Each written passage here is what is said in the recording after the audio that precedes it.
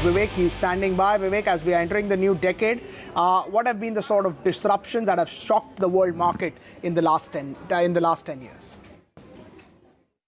As we wind down into the last few trading sessions of 2019, we're looking at the decade gone by and what are the key trends that emerged and what is it that actually surprised markets worldwide.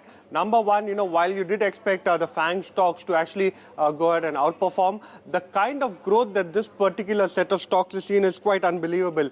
Jan 20, when you're talking about the start of the decade, the total market valuation was just around $100 billion.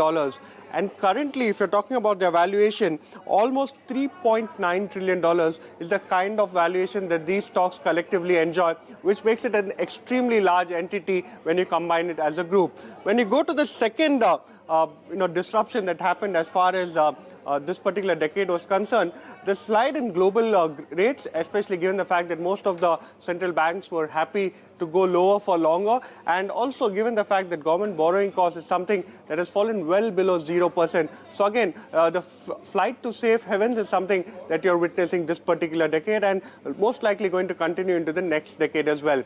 Number three, the return of ultra-long bonds. When you're talking about some of the countries that actually faced quite a bit of an issue, especially when you're talking about names like Argentina, these countries were forced to resort to actually going ahead and coming out with 100-year bonds. And again, this is something that actually saw quite a bit of a good response as far as the investors were concerned. This particular trend needs to be seen and how much longer this particular trend continues. When you're talking about the fourth one, crypto, at the start of this particular decade, every time we spoke about Bitcoin, there was a lot of skepticism. However, when you're talking about blockchain, this particular technology is actually now being used and has gone ahead significantly in terms of how a lot of financial institutions actually keep their servers intact and in place. So again, the crypto market is something that's seen quite a bit of a maturity in the decade gone by.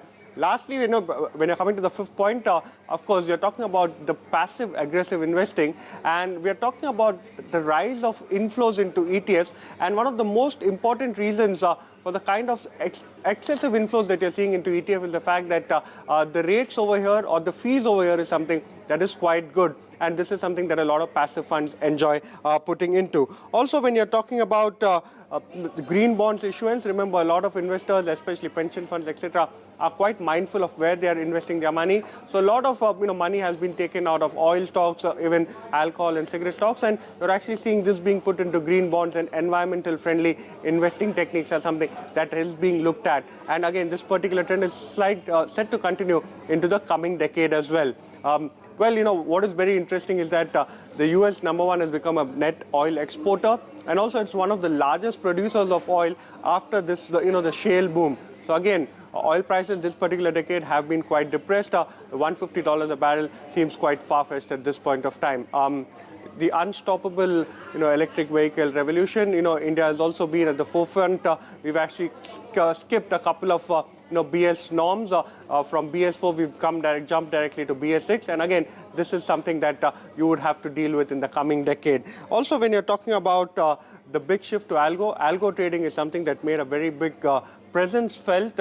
Remember, a lot of the volumes that you see on the markets worldwide, especially when it comes to trading, comes from this particular system. It removes emotion out of the equation and completely system-based. And lastly, it's going to be a very interesting one.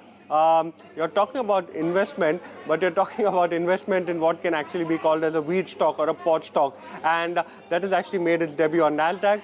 Come next decade, you don't know what investors are going to get high on.